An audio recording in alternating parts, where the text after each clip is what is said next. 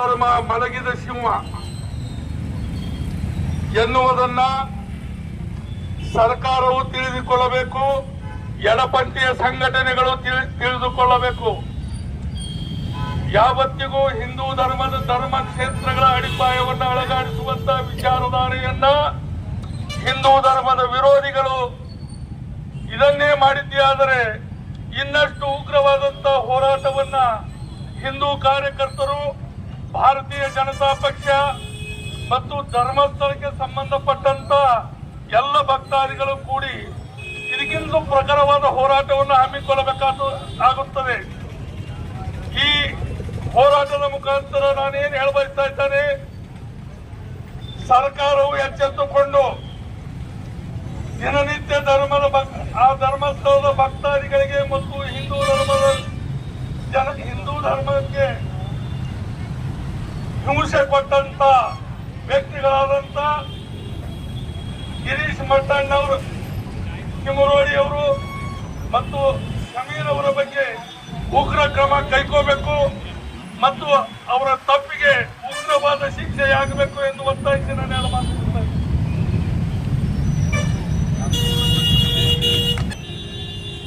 ಹಮ್ಮಿಕೊಂಡಿರುವ ಈ ಒಂದು ಪ್ರತಿಭಟನೆಯನ್ನು ಉದ್ದೇಶಿಸಿ ಮಾತಾಡಿರುವ ನಮ್ಮ ಮಂಡಲ ಅಧ್ಯಕ್ಷರಾದಂತಹ ಹನುಮಂತೇಗೌಡ ಪಾಟೀಲ್ ಅವರಿಗೆ ಧನ್ಯವಾದ ಹೇಳುತ್ತಾ,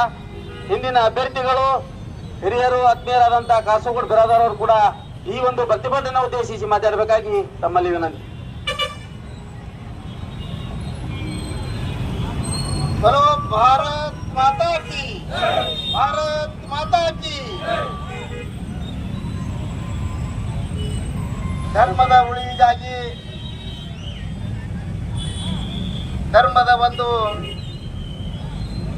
ಶಾಂತಿಗೋಸ್ಕರ ಹಿಂದೂ ಧರ್ಮದ ಧಾರ್ಮಿಕ ಮೇಲೆ ದೌರ್ಜನ್ಯವನ್ನು ನಡೆಸುತ್ತಿರುವ ದುಷ್ಟ ಶಕ್ತಿಗಳು ಹಾಗೂ ರಾಜ್ಯ ಸರ್ಕಾರದ ವಿರುದ್ಧ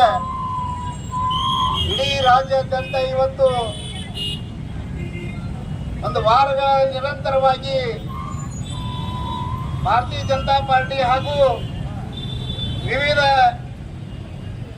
ಧಾರ್ಮಿಕ ಹಿಂದೂ ಸಂಘಟನೆಗಳ ಈ ಒಂದು ಹೋರಾಟದ